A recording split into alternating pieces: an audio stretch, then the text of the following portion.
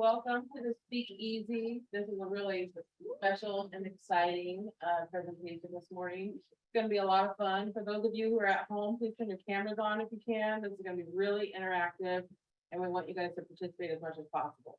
We've tried to move the owl to the center of the room so that those people who are at home can hear all of you guys, but when you are speaking, please try to just speak up so that this is like a virtual experience as well.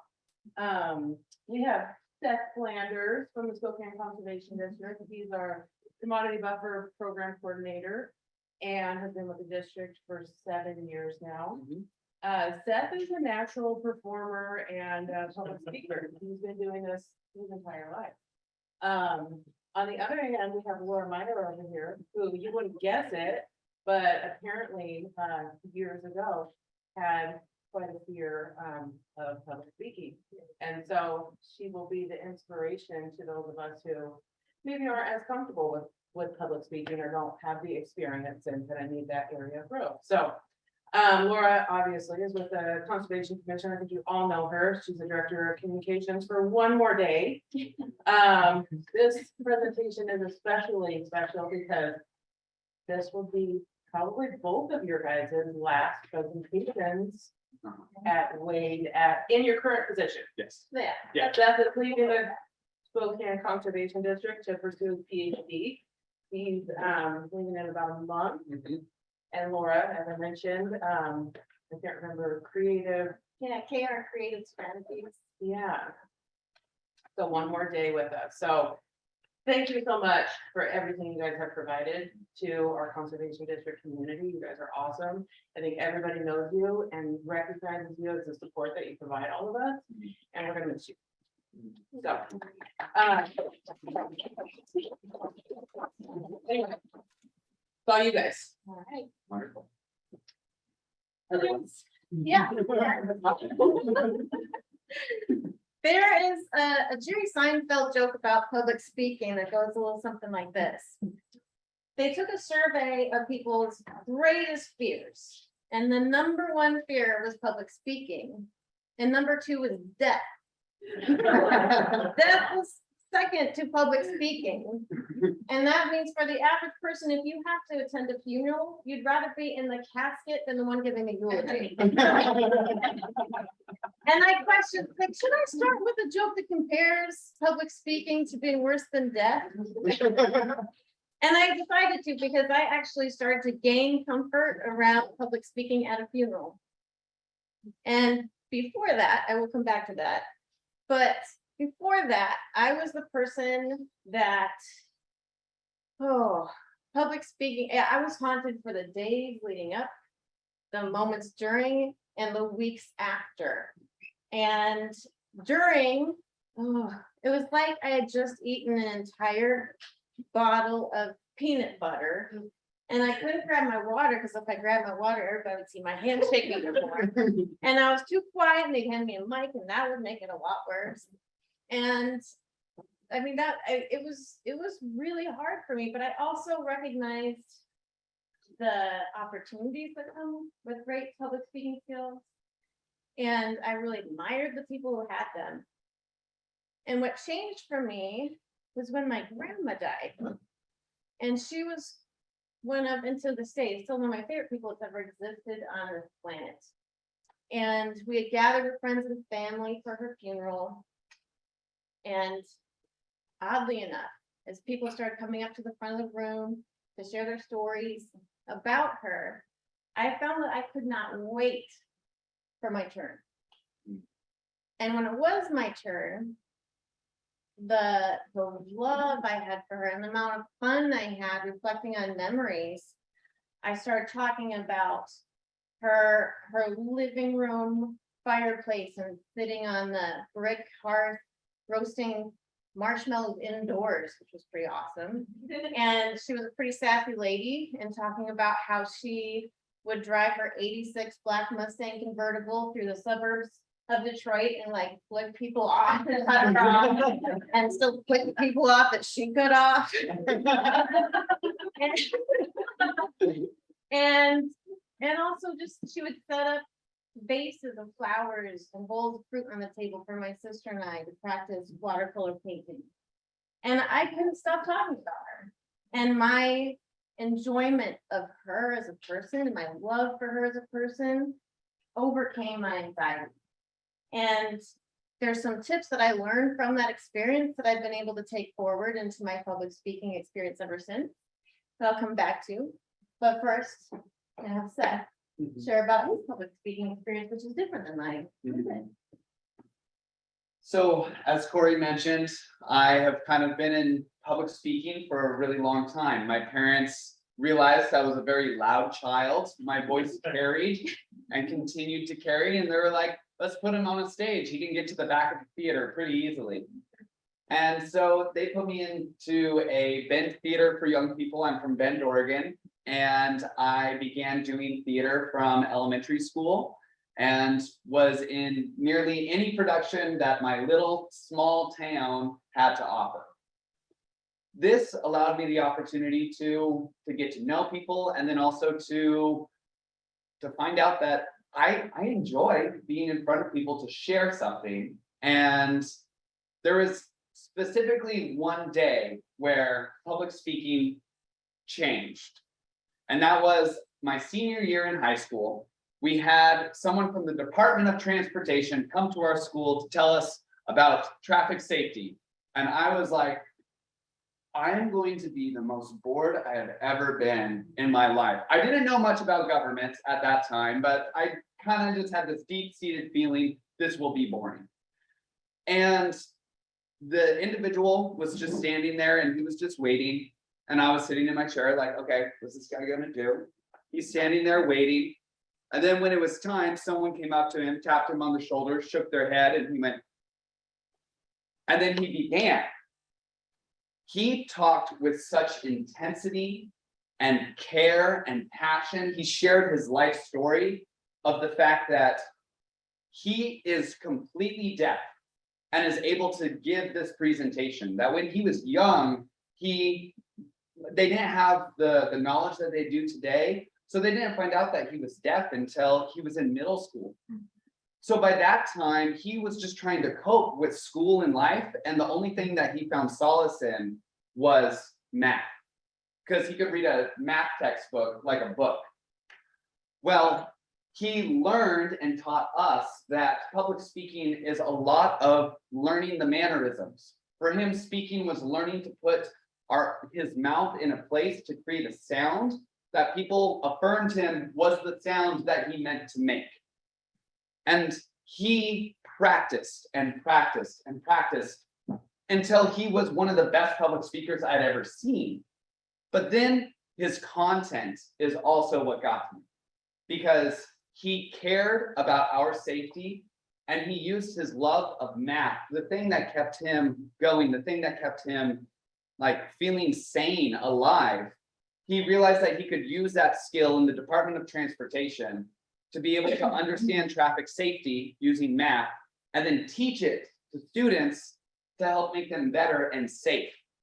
And so both the combination of how he presented his body, how he had learned to be able to speak, but then the content, I was changed forever on what public speaking should be and could be.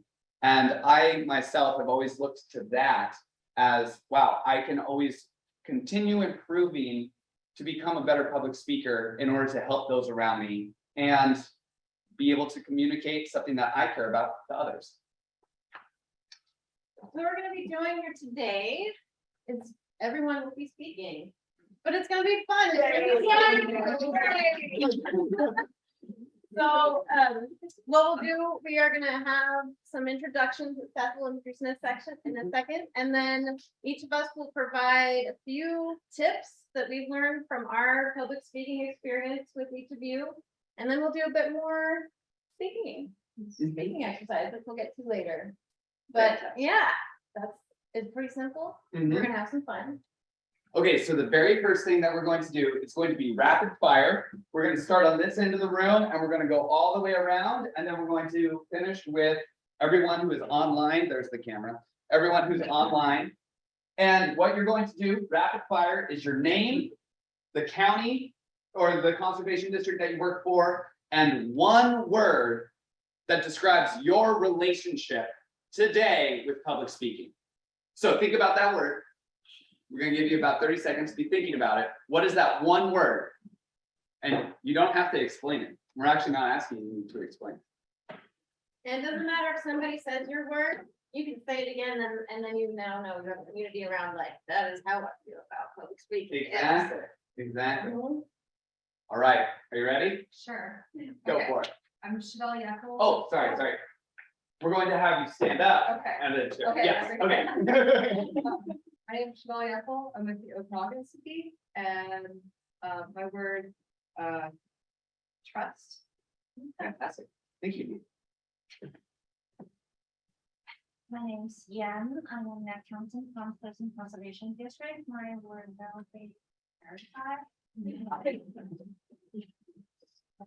Susan Shelton. I'm from Carlson Conservation District, and my word is finish. I'm Craig Nelson from Okanagan. Sarah Moorhead, Thurston City Centric. Hi, I'm Mars Dooley. I'm also Thurston City, and my word is uneasy. Hey, can you guys like really project? I haven't heard any of the words. I'm sorry. Kiana Sinner from Thurston City and nervous. John Haviland from Pierce CD and anxious. Mary Malone, Ponderay CD, struggle. Corey Turntine, Spokane CD, I would say preparation. Judy Minute, Clallam, CD, adrenaline. Christina Hale, Lewis, CD, uncomfortable. Wesley Kane, Rockland CD, decent. Caleb Peterson, Walla Walla County CD, and just fine. Grant Trainer, all CD and practice. Joanna Howell Cleveland, Walla CD, reluctant. Allison Crowley, Walla CD, comfortable. Ornaments, King CD, progressive. Alyssa Carlson, State Conservation Commission, trepidation. My being with Conservation Commission, Spokane, fast. Alexi Goodall, welcome to Mixed. Monica Sweeney, welcome CD, Invigorating. Dawn McGee, welcome CD, and Peggy Liston. Follow. Blue CD, story time. Hillary, Spokane CD, average. Cindy Pierce, Standard Conservation District, always faking it. Sorry.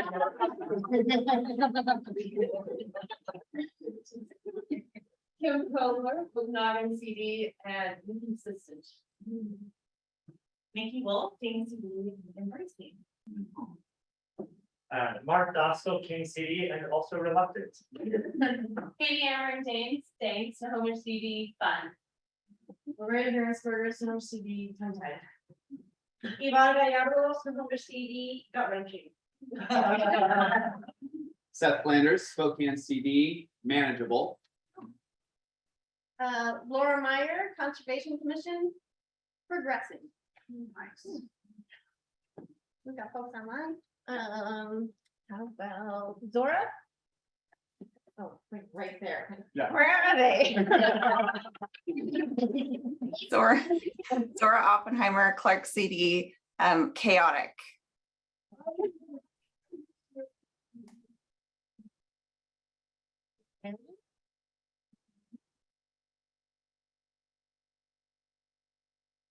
Then, could Meredith Sure, yeah, I'm Meredith Stillwell from Clark CD Beta Blockers. Nice. And then was Cindy able to get on? I don't think so. Okay, that's okay. We're glad that you're here, Cindy. There's somebody here from Columbia? Columbia Conservation District? All right, Okay. okay, thank you. We are at various stages. The whole spectrum. Yeah, it's great, it's great. So. Getting to some tips. Mhm. And for wherever you are on your journey, mine are gonna be a little bit more entry level things that I learned just talking about my grandma. But I've been able to carry forward. And then Seth will have some more advanced things to be thinking about if you're already feeling a bit more comfortable in your public speaking journey. Mine are all about care. So there's 3 of them. And they are starting with caring about your audience. When I was at that funeral, I looked out and I saw most people that I knew. They were friends, they were family, and if nothing else, we were connected through our love of my grandma. And that put me at such ease. And being here at Wade puts me at such ease because I look around and I see people that I've developed dear friendships with, people I've met this week, and that I'm excited to know now. And it just helps so much. So anything you can do to establish a sense of familiarity with your audience. In a group this size, just being at the door to welcome people in, introduce yourself if you haven't met them yet. If it's a larger group and you don't have the opportunity to one-on-one meet your participants, I know that my go-to move would be to cram, memorize right up until I went. And that did not work well for me. What worked better is to come out, not be up in my room cramming, to actually come out, talk to even a handful of people, get to know why they're coming to the session later, what they're most interested in learning about. And even if I just had a handful of people in a large room that I could connect with, it felt more familiar, put me so much more at ease. And also learning, I think the research piece, even if I don't have a chance to do much individual research or individual connection, researching it just about like, what does this group care about? What are some ways I can connect with them about in this group, conservation, anything conservation is gonna work, great. But it helps so much to form that personal connection. The second is caring about your topic. And for a lot of us, that can be pretty easy. We're doing this work because we care. But sometimes you're in a situation where you may be presenting about something pretty dull. You could be talking about the weather. I have had to do several presentations about strategic planning. And that usually makes people run for the hills. And there are ways to find stories that you do get really excited about. They can be analogies for the topic you're covering that you can weave in and make it fun for yourself and for your audience. And as an example, a few years ago, I was talking about strategic planning and some of the language and terms around strategic planning for our commission members. And instead of just talking about this is a goal, this is an objective, I ended up telling a story about going fossil hunting for ammonites on the Isle of Skye in Scotland. And they thought that was pretty cool. I was showing pictures. I found an ammonite this big, and I used it as my goal was to find an ammonite. And then my strategy was to go to Scotland, and I had to figure out, okay, where in Scotland can I find an ammonite? Isle of Skye, on which beach? So it was an example of showing how you build and execute a strategic plan without killing them with the jargon language of strategic planning. So it's really great to find a way to make it personal and fun for you as a topic. And then the third thing is self-care. And that one's really important, really, really, really important. And I would say there's 3 phases of that. And the first is when you're preparing. And there's a lot of more technical things, and Seth will touch on some of that in a minute. I think the biggest mistake I used to make was feeling like I had to be perfect or I had no business. If I can't come up here and not say like, so if I can't come up here and not shake, quiver my voice, I should be a dog walker. I shouldn't even be up here. And I mean, who among you would love to hang out with someone who is absolutely 100% perfect all the time? They never make a single mistake. They are errorless. Nobody wants that. Nobody wants that. Nobody wants that in a speaker. We are real human beings. It helps us connect to see each other's flaws. And so what I would recommend as far as the self-care and preparing is to visualize yourself having fun. Just visualize yourself having fun with your talk, with your presentation. For me, one thing I'll do to help with that is I will turn on some Doja Cat. I didn't have my Doja Cat ready to go, so Seth was playing piano in the cafeteria before we came in here. That worked. But anything to help me feel like I'm about ready to have some fun right now. It really helps put me at ease. For during self-care, one thing I learned that's really helped is that public speaking can be so stress-inducing for people that it actually can trigger the same physiological response as when you are encountering physical danger. Your body can have that same response. So it's your fight, flight, or freeze. And one really effective way to calm that back down is to demonstrate kindness and generosity. And so instead, when I feel myself starting during a talk thinking, oh, they're bored, they're falling asleep, I'm shaking, I'm not doing well, it's not about me. And I demonstrate kindness and generosity by thinking more about, it's about the audience. How can I help communicate this topic in a way that's going to be meaningful for them? It's not about me. It's about them. And as soon as you start really thinking in terms of making it about the audience, not about you, that kindness and generosity also just helps calm yourself down. And the third thing for self-care is afterwards, and I have no other way to describe it other than kind of shame demon that used to haunt me. Because I would ruminate. I would ruminate on every mistake I made for days. I mean, if I was on a tip, I think the first time I left weight, the entire drive back to Olympia, I was like, oh my God, that was a terrible topic, and I should never pick that. They probably think I shouldn't be working there. I mean, it can be pretty nasty, and it's not helpful at all. And so there's a couple things that have been really helpful. If I know that I am going to be in a space where I can have some kind of activity immediately following a session or presentation where I can move my body, just get my mind focused on something else, that's super helpful. The other bit is I'm only allowed to talk to myself the way I would talk to my best friend. And that means I can think about what I'd like to improve. I can identify some things I'd like to work on, but it's not shaming me for the mistakes I made. I am only allowed to talk to myself about my public speaking as I would my very, very best friend. So the 3 tips have really, really helped me. Can you go over them one more time? Like, Oh, yeah. What they are both. Yeah. So it's all care, caring about your audience, caring about your topic, and self-care.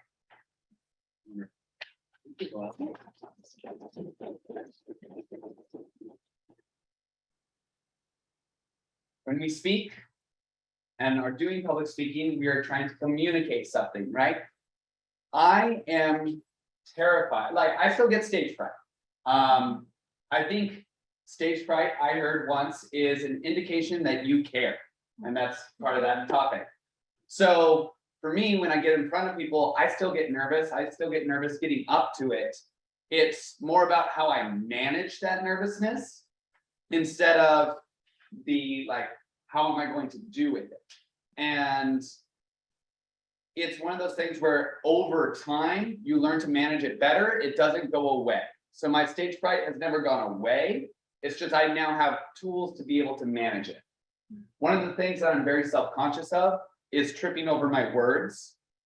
And that can sometimes happen when I'm nervous or when I do what I call buffering, which is in the middle of a sentence, I'm wait, I've started a sentence, I don't know where this is going. So it's not saying or like, it just stops.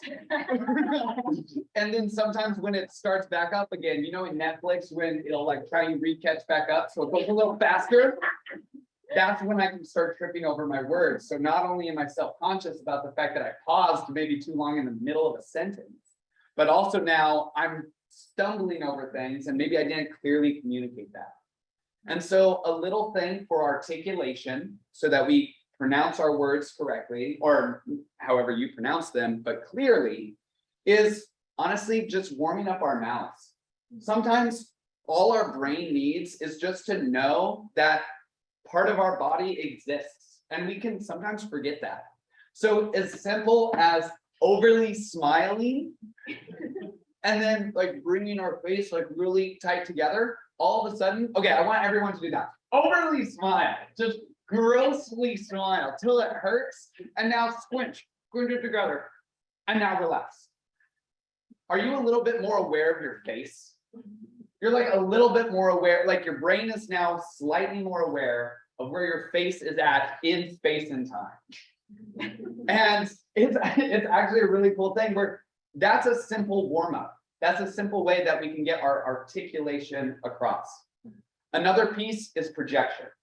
We want to be able to project to our room size, right? So you wouldn't want me projecting like this for this room because that's wildly inappropriate.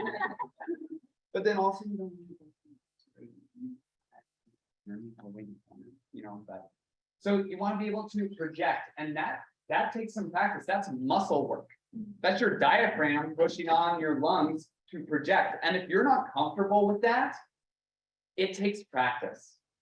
Everything that's uncomfortable, that's a skill, will take time. It will take a lot of time. And there's that piece of that self-care. If this is a skill that you're wanting to learn, it just will take time, and you have to give yourself grace for the process. So that first piece, communication. Articulation, be aware of your mouth, and then projection, be aware of the space and the loudness. The second piece, and I want to make sure I get this right, is being aware of your body. So we talked about your brain being aware of your mouth so that you can articulate things well. Have you ever been in a presentation and someone is talking like this, they're talking to you, but they're like walking back and forth, just not really knowing, or they're using their arms just for everything. They're saying, hey, salt and pepper, and the weather is nice. And you're like, too big. Or the person who doesn't move at all, doesn't even shake their head, they just look straight ahead. Both of those are two extremes of not being aware of your body. And we can practice this, we can get our brain aware of our body, especially if you're not used to it. And that's the same way with our face. You can actually just touch your arms, and like everyone just kind of rub your hand over your arms. That helps your brain be aware of where your arms are now in space. So that can help you before going into a presentation. If you're worried about not having enough hand movement or having too much, you can do that as just a warm up to be like, okay, brain, where am I going to be? And if you really need it, I have been with some theater people who it's like, wow, we're doing a lot full body and it needs to be very precise. Like, heck, we'll rub down our whole body just to be aware of ourselves in space on a stage. And that is just one little tip to be able to do that. The last piece that I want to talk about is practice. Practice, practice, practice. Like any skill that we do in our entire lives, if we want to get better, it takes the courage to move through the fear into the space in which we can get better, which is through practice. So if that means starting off really small, or if that means putting yourself out there and joining the community theater to get better, it's a form of practice. And when we're talking about doing public speaking for, you know, our colleagues, or giving presentations on the skills that we've built, there is such thing as practicing the wrong thing. And I specifically mean that in scriptedness. So if we have developed a script for a presentation and we have practiced only that script, who can start the Pledge of Allegiance in the middle? Maybe one person in here, but most of us can't. We can't just start the Pledge of Allegiance and then get interrupted, do something else, and then pick up on a different word. That's the idea of scripted. We've scripted the Pledge of Allegiance in our mind, so it's hard to jump out and jump right back into where we left off. Same thing for a presentation. If we've scripted a presentation and a phone goes off, someone has a question, something happens in the room that like distracts you, then a scripted presentation will get derailed. And it will take a while for you to get back and regain.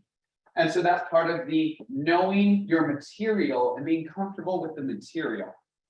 And you can practice giving a presentation so that you don't trip over your words or you know roughly what you're going to say. But you don't have to have it scripted to the point in which you could get derailed. So those three things, articulation and projection, be aware of your body, and then practice, but practice the right things.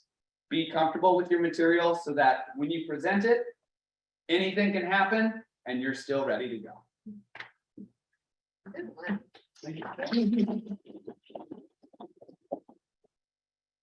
Speaking of practice, Yes. we're gonna practice. And it's gonna be fun. So I mean, in the session description, that was one thing we promised, is that we want people to have fun. And this is about leaving feeling better about public speaking than when you came in. And so what we're gonna do with folks online and in this room, we're gonna take turns. For those who are here in person, you'll be coming up to the front of the room. Yep. And it's just 1 minute, 1 minute, 1 minute. 1 minute. We will time you. We'll even give you like a 10-second, like, you can be done soon. Yeah, 1 minute. And it's talking about any topic something you personally value and why.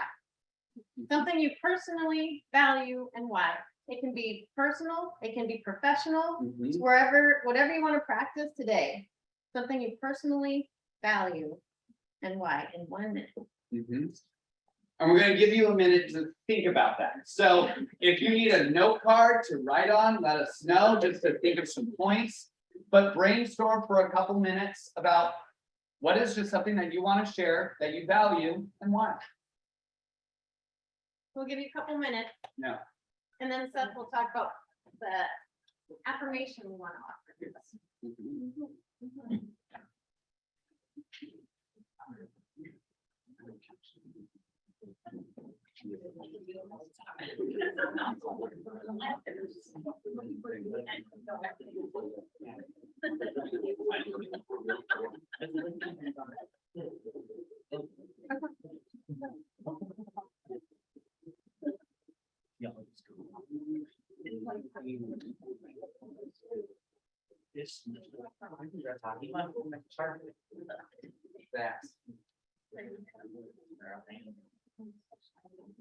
Like I in the background dancing.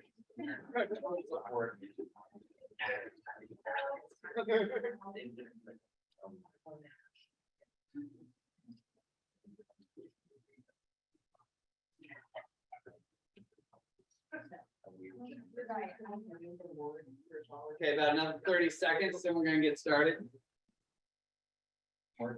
If you already have your topic, start visualizing how much fun you're gonna have telling us in 1 minute.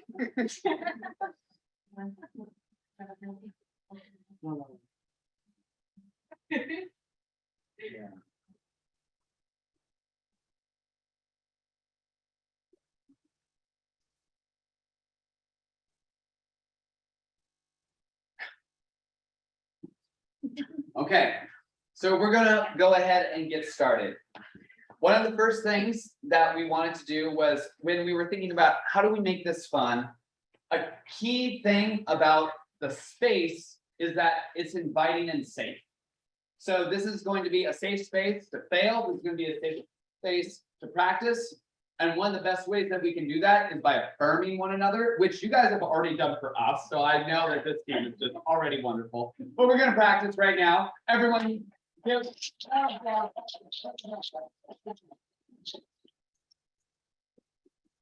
Perfect. Perfect. That's what we're going to do for every single person when they are done speaking, because it is hard to get up here on the fly and talk for a minute in front of your peers and bosses about something that you value and why. And so we want this space to be a space that's affirming. Now, constructive criticism is a way in which we can learn, but that's not the purpose of this space right now. If that is something that you wish to have, come talk to Laura or myself after, and we would love to give you some tips possibly. But that's not an expectation. You're not going to receive that unsolicited. It's all about affirming in this space. And I would really encourage, actually, we're going to make it homework after, talk to 3 people from this class and tell them a strength that you saw in their presentation that they can then be able to take and grow. And so that's something that I want you to be thinking about. If you see a presentation that you are particularly drawn to, or you see a strength in someone, remember that, write it down, go talk to at least 3 people and tell them that strength. All right, we know our assignment, we know what we're doing. Okay, fantastic. We're gonna start on this side this time. Okay.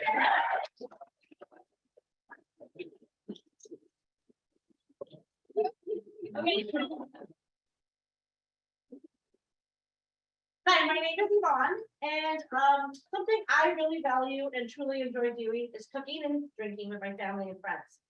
So in the morning, I like eating breakfast by myself, but I love cooking breakfast for my family.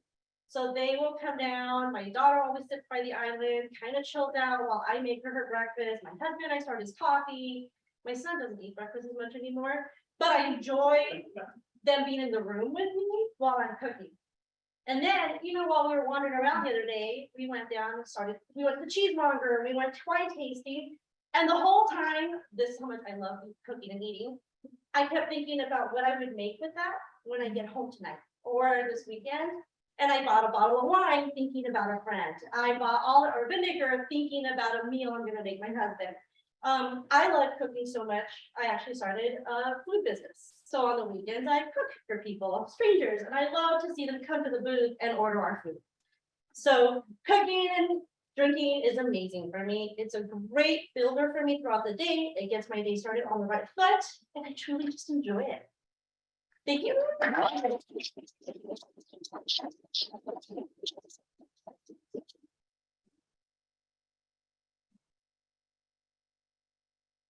Hi, I'm Mariah Hertzberger, and I have kind of built my life around my horses. My kids are grown up and they're gone. I have 9 grandkids that live kind of far away from me. I have 2 horses at home, and I use my horses as my therapist, basically. When I need to go vent or talk to somebody, I go talk to my horses.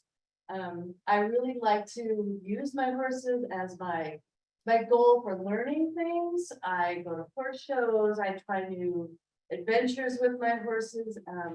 My husband sometimes gets left out because I do so much with my horses.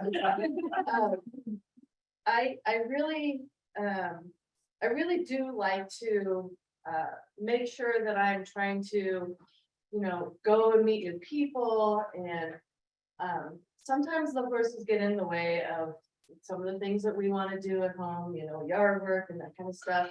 And I'll ask my horses or ask my husband for a new horse, and he'll say no. So I'll make some pies and then ask him again.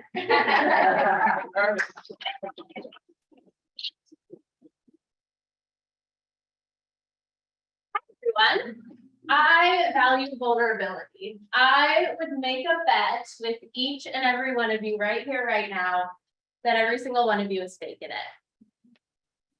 Anyone want to bet? We're all faking it. I am not just the name on my name tag or the job title that's on our website or my accomplishments that I list on a resume. I am my thoughts and my feelings and my emotions and my love and my relationships. And that's what each and every one of us is. We are so much more than what we introduce ourselves as.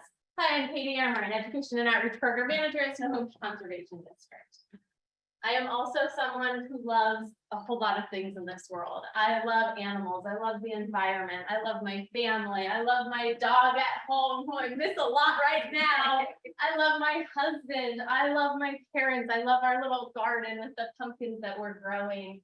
I love each and every person that I've met in my life, each and every animal, each and every tree. And when I hear those stories about other people, when I meet you, not just as what your name or your job title is, I feel like I can love you too. I really value vulnerability. And when people show up and are honest, when people share stories about where they come from and how they get up to this spot right here, talking about public speaking, I feel inspired and I feel connected. And I'm reminded that each and every one of us is faking it. Thank you.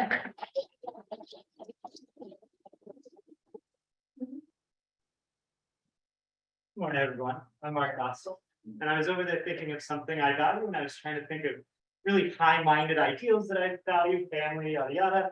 And all that kept coming into my brain was tell them about your rock. I have a rock. It's about yay big. I think it's one of the most important things to me in the entire world because it is a stromatolite. For those of you that don't know, stromatolites are fossilized records made from cyanobacteria.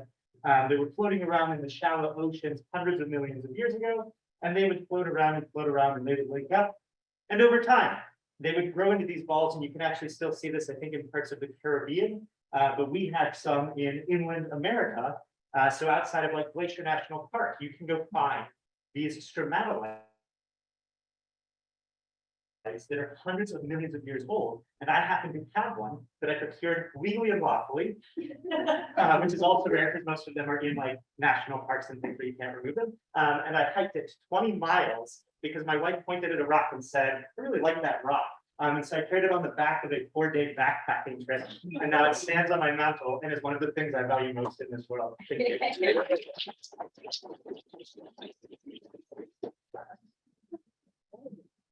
Morning, everyone. I'm Nikki. And I was sitting over there actually getting a little emotional. I was gonna say people at first, but then I was thinking about my people. So I really value my parents and my in-laws. So I just had a baby 8 months ago, and I feel like it's changed my relationship with the parents in my life. It's helped me appreciate everything they've done for me and my husband's parents. And it's funny to see like how that relationship has morphed now, and the care they have for my son. It just makes me appreciate them even more. My in-laws also moved 2 blocks away, and whenever I say that, everybody's like, "Oh, what do you think about that?" And I always say I wouldn't have it any other way. My parents are moving from Chicago to be closer to the grandbaby this year too, and so I'm just so appreciative of my people and my parents and my husband's parents and how much love they have for my family. Thank you.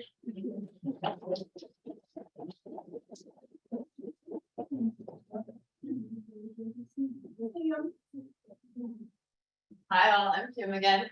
So for those of you who don't know me, my go-to is that I really am a body mover. And I don't mean that like I run a lot of marathons or I'm incredibly fit. I mean that I'm the person in a staff meeting who's sitting with their legs crossed and who stands up, and I do some squats and I'm twisting and I don't sit still. And I think part of this comes from just like who I am, but I also just did sports all the time as a kid, and so I was moving a lot. And I came to realize that as we get older, our bodies change. And I've had these conversations now, they pop up, whether it's like something I love or people want to talk about it, but people have babies, they get older, they tear their ACL, they go through a sickness, and we all change, and you have to adapt to what your body now is.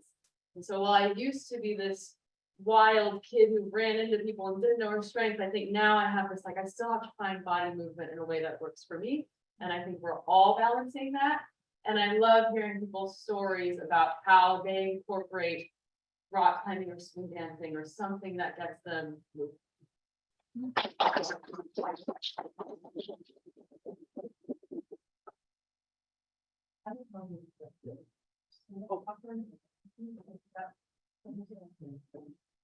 What was the actual question? A 1 minute, something you personally value and why. So I'm Cindy again, hi. So I am so excited because on Father's Day, we're leaving for Houston to go take our grandchildren on like an amazing trip. I don't know where we're going yet. It's up to them. I think we're going to SeaWorld in San Antonio. I think we're going to Galveston. That's completely up to them, but boy, it's pretty amazing having 4 young grandchildren and knowing how exciting that is. And then I have a new one who lives really close by. So that's pretty fun as well. But I get that connection. And you know, our daughter was a little bit rebellious growing up. A little bit harder than the other, 4 boys. She's like really come around. Like, okay, I get it. This is hard. It's not easy.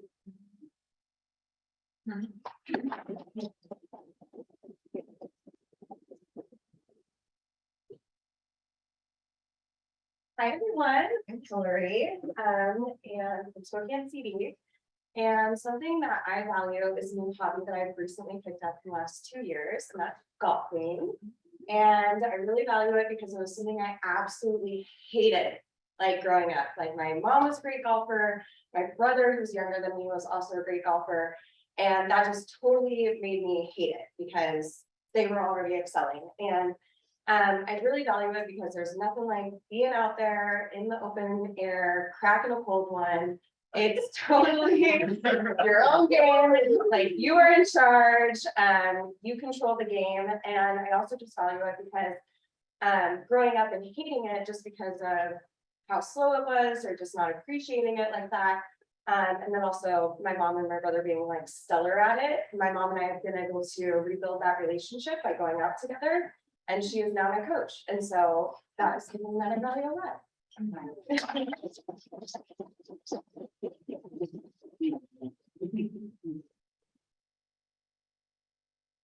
Well, hey everybody, I'm Jennifer, and I'm with Police Conservation District. The one thing that I value a lot is this community and what we call, you may have heard people call it the conservation family. And I value sharing that with others who have been in this community for a long time, those who are newer to this community, and just wanting them to really know that they're not alone, that there are people that are willing to share and help, and that there is warmth here and support from one end of the state to the other.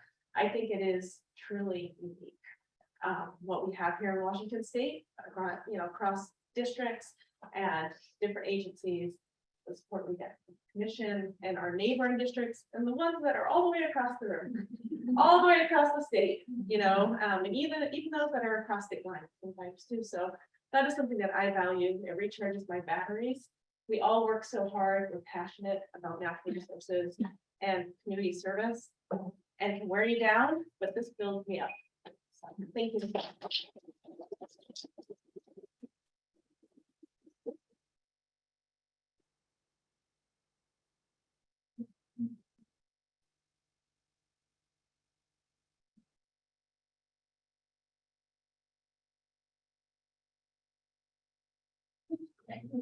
I'm Dawn, I'm an administrator, I'm a make pusher, I'm not an outreach person. I don't like standing in front of people.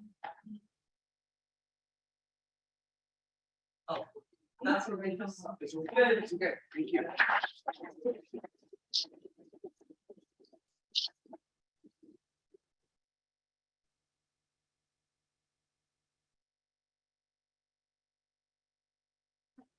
I'm Monica Sweeney. I'm from the Conservation District. And I was, what do I value most? One thing that I really value is paying it forward. And this is something that I did a lot when I was mentoring high school youth. But it's also something that I try to do in my daily as we try to bring people into the conservation family. Is I recognize that throughout life, whether it's been my parents, grandparents, family, friends, or people I've met during travels, that they've opened their houses, their hearts, their homes, and their lives to building me up. And so by enabling that in others is a way that brings me a lot of joy. And so there's times when I've thought, oh man, how did I get here? Oh, right. My grandma used to take me out and teach me the name of a flower. And now I can do that for my son, or I can do that with a friend, or I can build that up in someone else, or when I was a ski bum and had no place to crash and people opening their homes, I now do that for other people that I see that need a place to crash, and that like paying it forward is really valuable.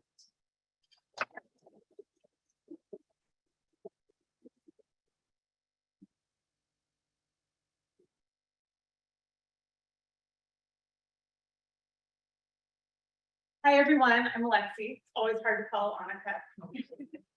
Such an amazing speaker. When I was first thinking about this topic, I thought I was going to come up here and talk to you about whales. It was something very near and dear to my heart. But I decided as I was thinking through this to actually talk about another passion of mine, which is creating nature experiences for others, because of my experiences with whales. So I was absolutely obsessed with orcas. I had orca stuffed animals. It was all I could talk about. I could go on like 5-minute diatribe of all the facts I had as soon as someone asked me. It was a little overwhelming. But I had never actually seen one. And I wanted that experience so bad. And when I was in high school, I had the opportunity to go on a 2-week sailing trip. And we ended up in the middle of a super pod. And like to this day, it is still one of the most incredible experiences of my life. And that changed the way I viewed whales, from just seeing them as this really cool thing to being something that I interacted with and cared about and could help others care about. And that's something that I want to help give opportunities for others. Sorry for going up. Mike, before we have you go, we're actually going to switch over to online for a couple of people. That way you guys aren't waiting all the way to the end. So if we could have Meredith go ahead and share. Sure, happy to. Can you all hear me all right? Yes. Okay, awesome, great. I'm Meredith. I'm with Clark Conservation District again. One thing that I really value is travel. I've been really fortunate and privileged to have had opportunities to travel quite a bit domestically and globally. For me, it's really given me an opportunity to learn a lot about myself and friends and family, and about strangers too. I served as a Peace Corps volunteer in Morocco, and I remember a time when I was, my dad had a chance to come visit me while I was there. And we were sitting at a cafe one morning, and there was an unhoused gentleman who was sitting on the sidewalk without any shoes and without any food. And a complete stranger came up and had bought him a pair of shoes, and the guy had some mobility issues. So this gentleman put the shoes on for this man and took him across the street and bought him a cup of coffee. And it was just such a touching moment to see. And yeah, I don't think I'll ever forget it. So the number of times that I've encountered strangers who are willing to look out for you and who are compassionate is just really meaningful to me. And it kind of exemplifies the spirit of kindness that I try to adopt for myself as well. I'm really sorry I didn't have the opportunity to travel to Wade to meet you all this year, but I look forward to meeting you all next year. And thanks for listening.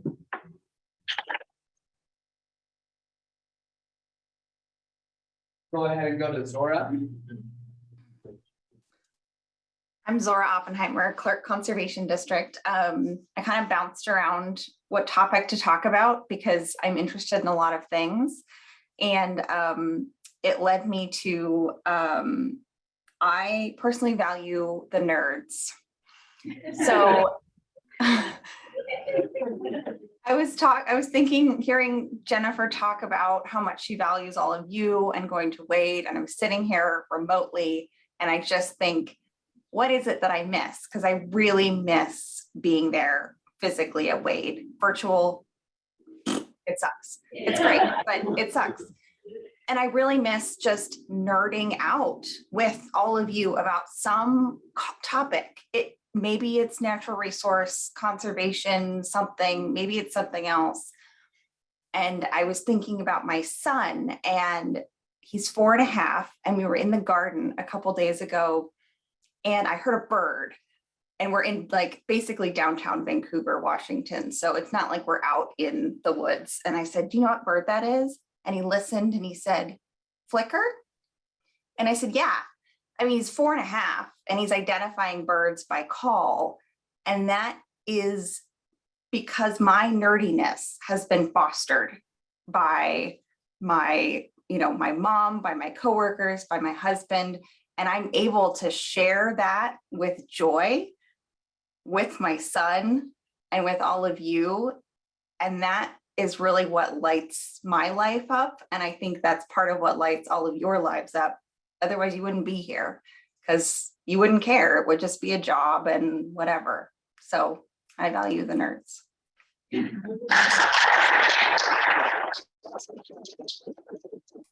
Carrie, we're gonna move to you. Hi there, Kari Quast from Snohomish Conservation District. A bunch of things bounced through my head, but realistically, what I value are the things that have made life with COVID bearable. And we've been working from home, and I think Cindy's in the room, so she knows, but I love my cats. And so I had literally, I think really early on in COVID, started taking a daily picture of all 3 of them, and then came up with a hashtag because I'm in outreach, right? So KO3 cats. And now I have this wonderful reservoir of all these photos of our lives every day in some way, shape, or form. And the other 2 things I would add to that was the garden. The garden is a lifesaver. Just being outside, seeing it change, seeing the birds, hear the birds, see the bees, know that the work that we do in conservation matters and how we are examples in our community matters. So that's the other one. And then the third would be, now that COVID's sort of on the way, well, wherever, I'm back in the pool again with my water ladies, and I'm the youngest, which is always nice because I'm not usually the youngest places. And we are in the pool and we giggle and we laugh and we move in the water. And it is so wonderful to have that back again, because everything's sort of shut and now everything's sort of returning. So yes, cats, garden, water, great stuff. Thank you. Right, Mike, I believe that you hopped in a little bit late, so we'll give you some time to think. But the prompt is 1 minute topic of what is something that you value and why, and we will come back to you. We're going to switch back to the in-live classroom right now and move to Mike Baby. And then as we're getting to the farther parts of the room, it's okay to walk all the way up and then start talking. That's okay. You don't have to start talking before you get up to the front. So permission, whatever one you prefer. Yeah. Thanks, Seth. Again, my name is Mike Baden. I'm with the Conservation Commission. I'm going to talk about my hero, Colby. For those that you don't know, my son Colby is almost 13 years old. And at 9 years old, he was diagnosed with autism. And the reason he's my hero is because all these challenges that he deals with, all the struggles he has, the learning challenges and such, in so many other ways, he's so unencumbered by the things that we put up in front of us, our inhibitions, our pretenses and such like that, to where he can really be an example for me and just how to truly love people, love everyone, care for everyone, and just really have a joy for life that so often we let get bogged down in our day-to-day life. So Colby's my hero. I hope folks get to meet him someday, but that's what I wanted to share, because it's really something I value and very much means everything. So.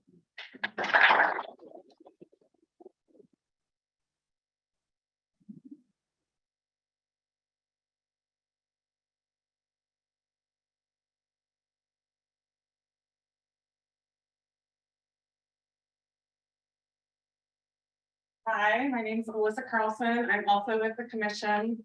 I value living in Washington State. This is actually an area of personal growth for me lately, because I grew up in Montana and I never thought I would ever say that I love living anywhere other than Montana. But there are a couple of things that led me to falling in love with Washington State and really enjoying living here.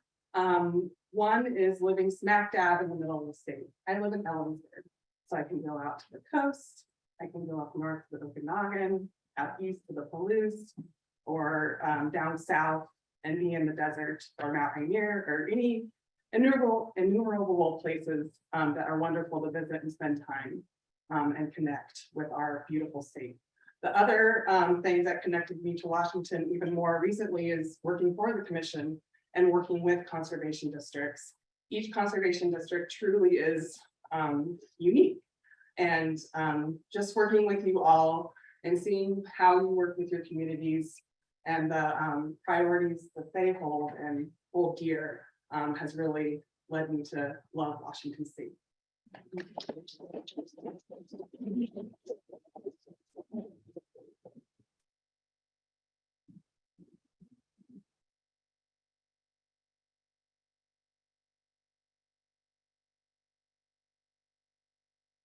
Hello, everyone. I'm Laura Miss, and I'm with the King Conservation District. And the thing that I value most right now is my new life with the conservation community. I started about 1.5 years ago, and before that, I was in very corporate world. I was a buyer, very high stress, very cutthroat, you know. It was not a uplifting community. It was who could be who could make the most money, meet your quota. It was just soul stripping, and it was also I was buying things that we were filling the land with just, you know, instant gratification. And it was just killing my soul. And I got laid off from my job of 18 years. And at the time I thought it was the end of the world.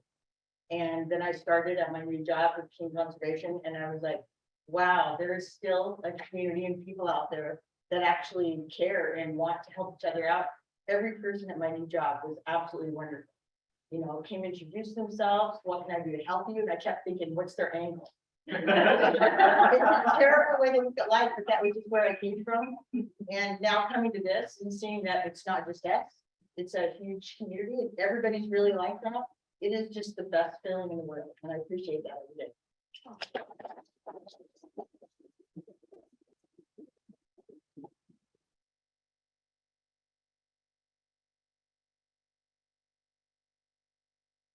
I'm Allison Crowley, and I work for Walla Walla, and my passion is also movement. Rather through dancing, with my hoop, with my fire fans, running through nature. For me, it's just like the utmost expression for myself to honor nature, learn about it, and be able to expel whatever emotions that are not useful to me at that moment and create more productive feelings and management of stress in my life. And I think movement with dance is the most pinnacle for that, especially when it's in nature. That's my favorite, and especially with kids too. Working with K through 5th grade has been really fun in a way that kids can express themselves, especially kids that have autism I've worked with, and you give them a song and they will just sing and dance, and it's nothing more gratifying than having movement and dance be invoked in a place that's beautiful like nature. That's it.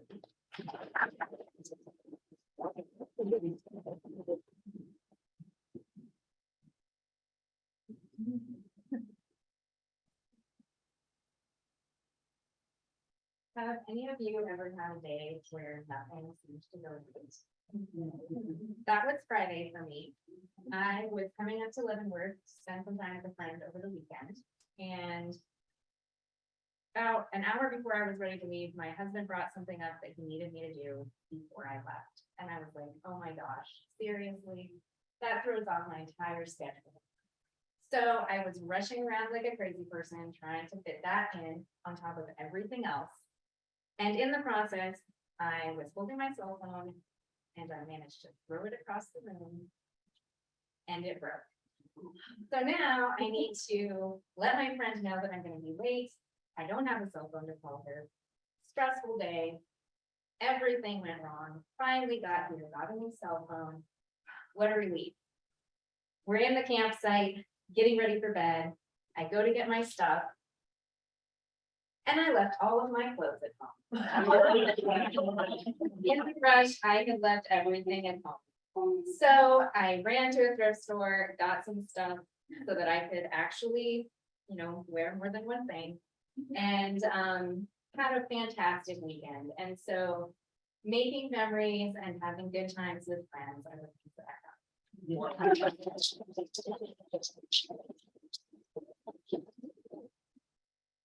Wait till I get up here.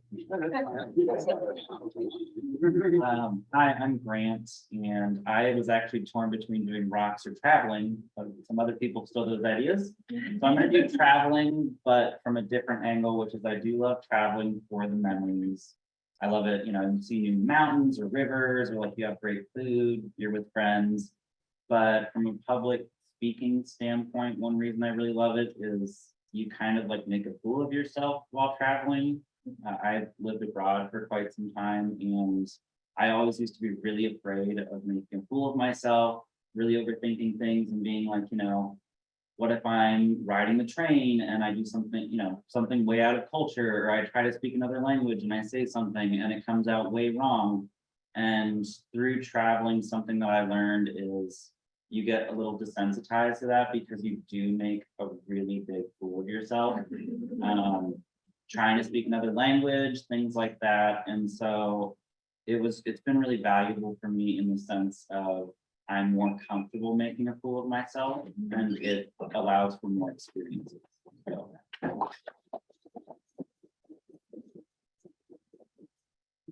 Gonna get up. Camera's weird. I'm Kayla. I've been thinking this whole time, like, what am I passionate about? I'm a registered tribal member. I'm passionate about tribe stuff, rock climbing, outdoors. We're all passionate about the outdoors. We get it.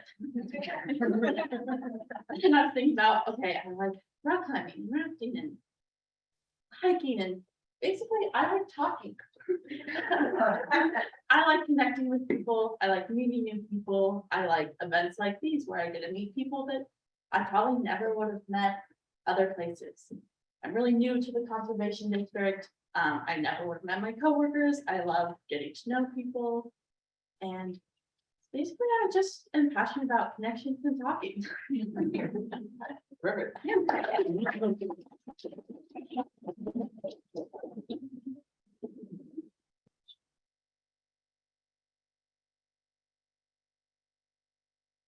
Okay, my name's Weston Kane. I'm the manager at Rock Lake. Kind of listening to everybody else's ideas, kind of playing along with what I had is one of the big things I enjoy is these types of meeting conventions. My career path has been anything but straight. It's been had like 3 or 4 different loops in it, but I've gotten a lot of different experiences with that. I've gotten trips to New Orleans out of it. I've been to Indianapolis, a lot of industry tours, all those kinds of things. And then there's the networking, what we're doing here, getting to know people. That's been one of my favorite things to do in all my career. I've only been in conservation for 2 years. I taught school for 10.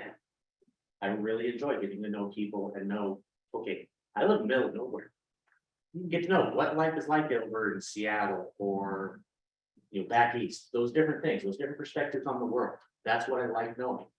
Because when you live in the middle of nowhere in Whitman County, you don't see a lot of the world. You can find that on the map. You don't get to see that. So it's great to get out and travel and meet people.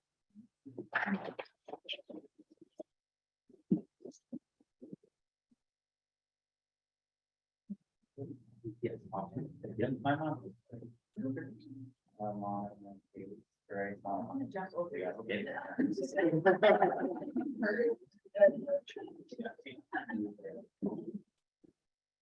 So since my subjects changed 3 times since we started, figuring out what I value most. I originally started with family, so, but also I'd have to say the community here. So growing up, my father dedicated his life to creating. He started a company where they build data loggers and different types of measurements, and all kinds of things. Some of those machines are actually used now to measure the pollution in Japan, all across the world. And he actually passed away when I was 14, so it was 30 years ago. And when I come here, and even though I'm here as a bookkeeper, administrative, I went and got my accounting degree. That's what I love most about being part of the conservation district, is it's that love overall of the environment, of the people around us and the world that we live in. And I feel really close to him because I feel like I get to know him better, and the passion that he had, even though I was just a kid when I knew him. So thank you everyone very much for everyone. And before we get to you, I'm going to move over to Mike Mumford. Mike, are you on? And are you able to show your camera? What kind of bear? I love it. Well, I figured that you'd rather look at the bear on the tent than looking at me, so that's what you get to look at. What I am thankful for is the challenges that come from the younger staff within our conservation family that challenge us, that have been in it for a while, as to why we do the things that we do the way we do them. Yesterday, I attended a session about drones, and you're talking to somebody who was trained with aerial photographs and a stereoscope, and now we're using drones with LiDAR and different filters on cameras, and it's just amazing how far we've come so fast. And so I thank those folks that ask the questions, why are we doing it this way? And I really hope that you will continue to do that, even though sometimes the answers aren't what you want. So thank you.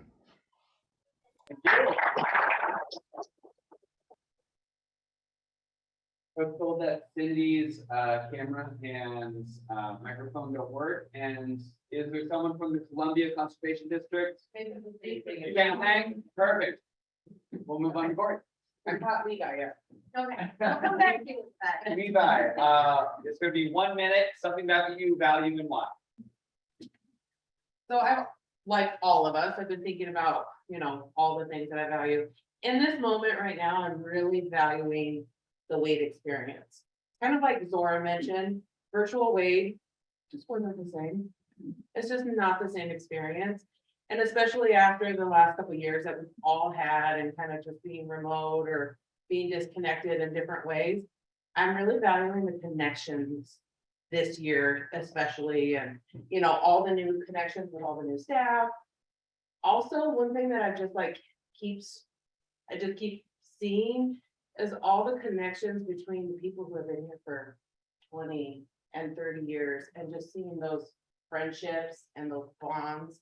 And I just can't wait to be there one day with all of you and being like, can you remember in 2022 when we were here and we have been remote for so many years? And so anyway, I'm just valuing this experience. So much about Wade is, about training, that's the focus, but I think connection is where it's at.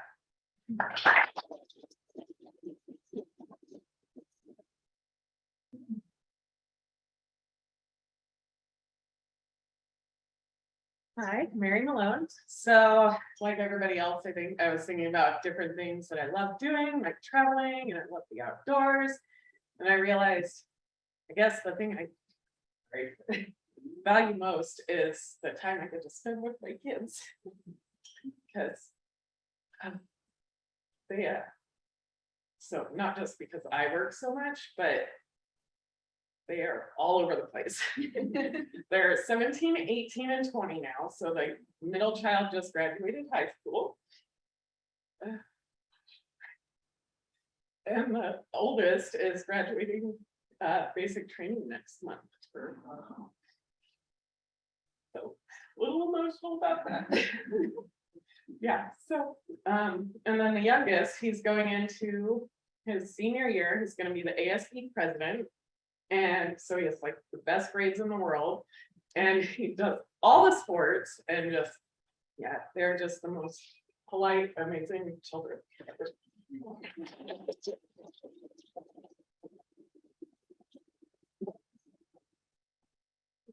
Hey everybody, my name is Liana, and something I value and I'm really grateful for is my home. I grew up in rentals, and as an adult, I always lived in rentals. I never got to paint my walls. I never got to, have a dog or grow a garden, things like that. And my husband and I just bought our first home last week. So we already have a green wall, which I'm very excited about.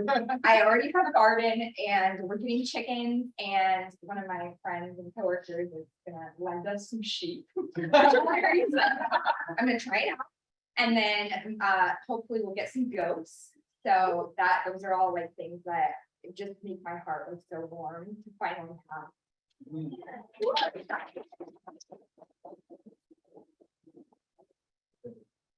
Oh, I'm Mara. 5 years ago, I bought one dahlia tuber. Innocent, this one. it very quickly escalated. You see those like exponential growth charts? Yeah, it was that. It was like 1, and then it was 16, and then it was 50. And this year, let me tell you, I have over 100 dahlias in the ground. And it has just been such a joy, and something that I'm a very scientific person.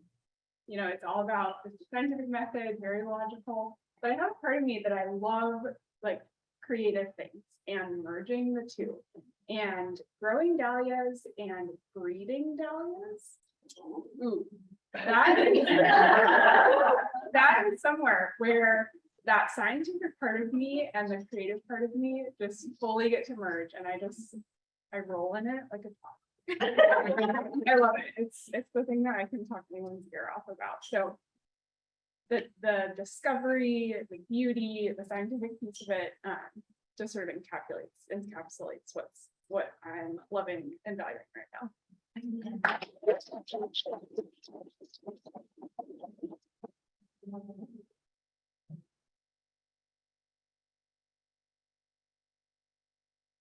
I'm Sarah Moorhead, Houston CD.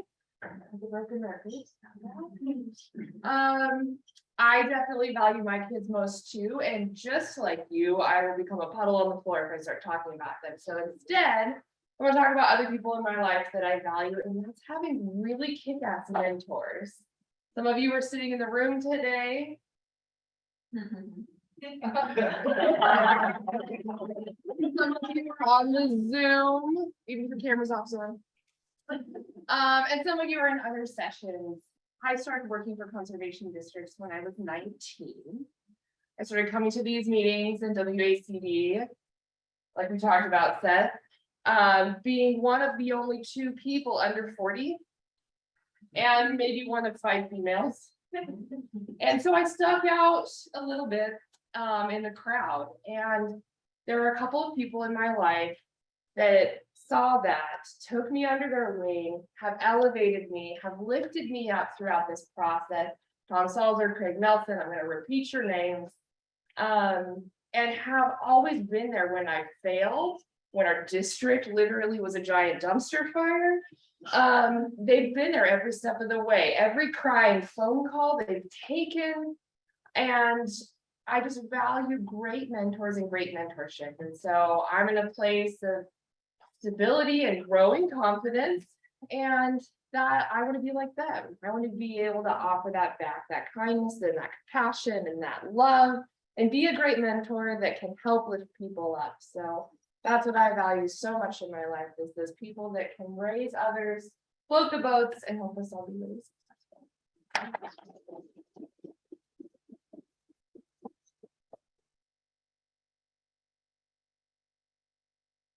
Hi, my name is Susan Shelton, and I work for the Thurston Conservation District.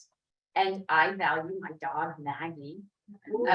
She's 4.5 years old. She's about 40 pounds. And she is a mutt with a little bit of ridgeback in her. So she's got that ridge that goes down her back. And I always was a cat person. So it's kind of weird that I love this dog so much. My husband and I've never had any children. So I think I'm like a weird mom with a new baby or something. Well, I don't mean weird moms, you know what I mean? But I'm gonna be thinking about that for 3 days.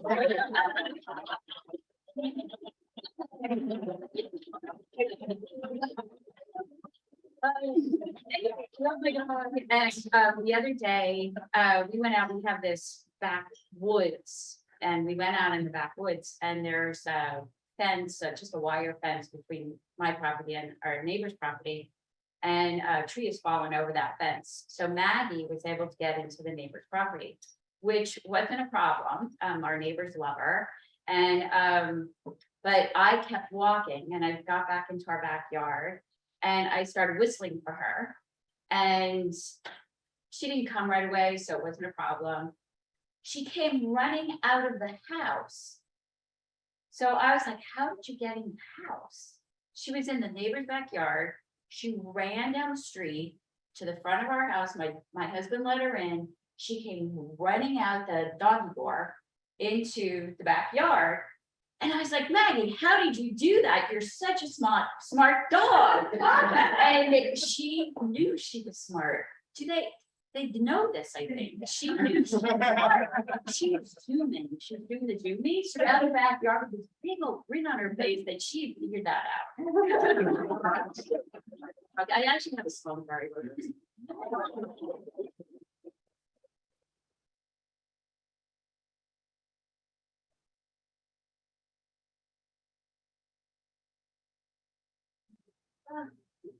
I think I need to try smelling really okay. I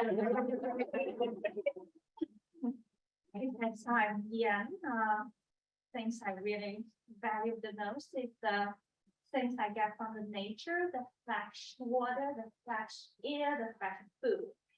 And I came here 4.5 years ago from the other side of the Pacific Ocean, China, all the way here. And cannot imagine when I open the water tank and have a cup of water, fresh water, and just drink directly, how I appreciate it. Because I never done that before. I always need to boil the water, to drink it safely. And you cannot imagine how I appreciate it when I go out to breathe the fresh air, because back in China you cannot, you always want a mask on, especially during the winter time, because the air is so much polluted. And I feel safe even now. I know that the pandemic's not over. I still feel sick without my mask on. But in China during the winter time, I always want to wear a mask when I go out because the air is so much polluted. And you cannot imagine how I appreciated it when I just grab an apple, grab like this. You cannot do that in China. You always want to peel and make sure it's off.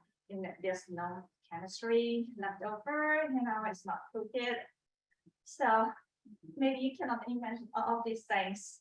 So I really appreciate all of this, and I really appreciate that I got this job and working with conservation family, and you all do a very valuable things to benefit our present and future generation. So you should all proud of yourself. There's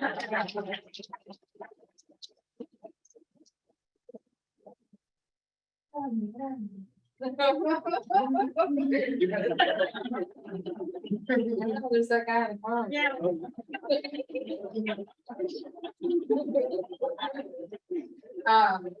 My name is Shelly Eckel.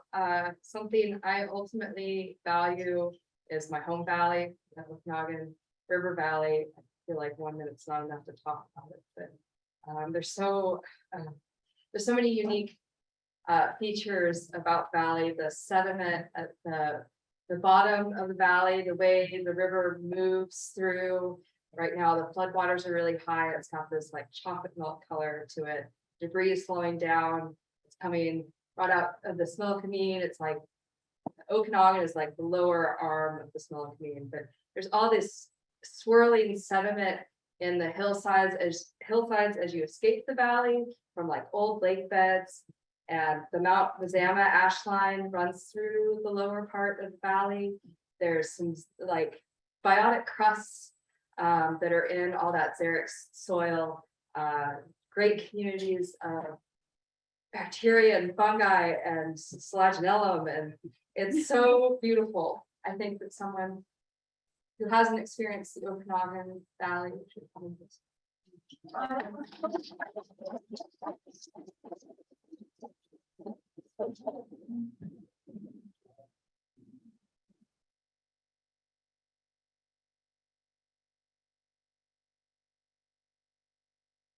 Good morning, all. I missed the first part, so I don't know if there's context, but for my minute of what I value, I really value diversity in different ways. So my background's sort of in ecology, and the diversity of plants and animals, and interactions and stuff is part of what gives us resilience to things. When there's a tornado or a hurricane or whatever, having different kinds of plants and animals kind of recolonize, etc.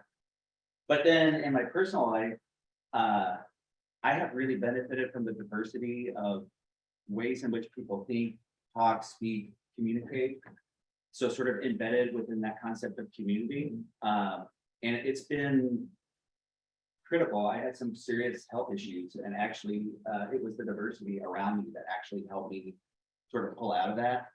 And so I just wanted to say, I really appreciate being here because I feel like I'm meeting a pretty diverse group of folks with different backgrounds and learning a whole lot because it's embedded with this idea of community, and we're all working towards sort of ecosystem health and promoting diversity there too. So anyway, thank you.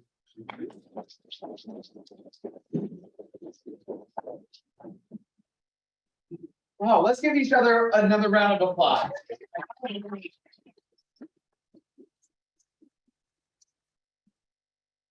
Wow. I feel just so grateful to have been in this room, to hear just a very small piece about something that each and every one of you value. And I feel incredibly blessed to just even been here and for you to share with us a small piece of yourself. In public speaking, we can utilize those things that we value because we all connect from values of one another. And so that's a little thing that you can always kind of jump into when giving a speech for that. Yeah. Yeah, thank you all so much for sharing. That ended up being a way more emotional experience for me than I would know right now. So I appreciate the stories that you shared, and being brave enough to come up here. I know it was asking a lot to even consider coming up here, to considering it is very brave. And you know, we just couldn't invite you more to find more ways to practice and find those people that you feel safe with. And we've talked about Wade as a great venue for that. So all of you have skills. All of you have been working on your skills, maybe for 1, 2, 20 years. People want to know what those skills are. People want to be able to learn from them. And so Wade is an excellent opportunity to say, hey, I have a very specific skill in this. Maybe some people would like to learn from it. Now you're doing public speaking. You're doing public speaking about something that you value to people who also value that thing. And so this is probably one of the safest places to be able to both public speak and share your skill set. And I will say, I think I was in this room 9 years ago at my first Wade, and I was terrified. I was over there, I think, in front of a projector with real texty slides that I was reading. I was reading them. I was not probably projecting to the back of the room. I was very nervous. And I've presented at Wade, I think most Wades at this point, and come to have a blast doing it. And I'm not saying it lightly that I had extreme anxiety. I did. I really, really did. And I've gotten to a point where I love it. And that's another reason to thank folks in this room, because some of you have helped me get here by being audience members. And I told Nikki this earlier, that if you ever are feeling nervous, just look at Nikki. She's always just like, not, like, she's been smiling and doing that affirmation the whole time. So there are a lot of people here that will do that for you, that will smile and nod and encourage you. And this is a very safe space practice. There are other places within our conservation communities to keep practicing at board meetings. And it really does get better if you are coming from where I am, if you're where Seth is, there's other spectrum in between. Yeah. Yeah. We have a few resources for you if you would like. We have some books if you are a book person. We have some podcasts if you're I just gotta put something in and listen. We have a couple of videos that if you're neither of those other things and want to watch something, we just put together a very small list of things that might be able to help assist you and empower you to do a little bit more public speaking. Yeah, and so we just have one sheet, so if you want to come up and take a picture if you're interested, so you have it. The last thing on there is are some story and speech prompts. So if you're interested in finding personal stories to weave into a work topic, or just want to find ways to practice, these are some of the story prompts that I've enjoyed playing around with, help me kind of tiptoe into public speaking. So we'll have this up here if you wanna take a picture of it. If you wanna send it to me, I'll also put it on. the Okay, perfect. Okay, I'll send that to Corey. And then just a reminder that for those folks where you notice some strengths in their speaking, when they came up here, please do pull some folks aside after this and tell them what those strengths are, so then they know what to build on and leverage as they move forward from here. That's all we have for you. We'll open up, if anybody has any questions, we can stick around. Otherwise, just thank you so much again. Yeah, thank you.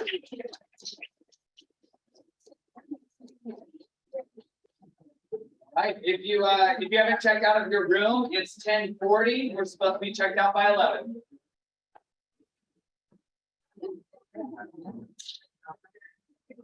I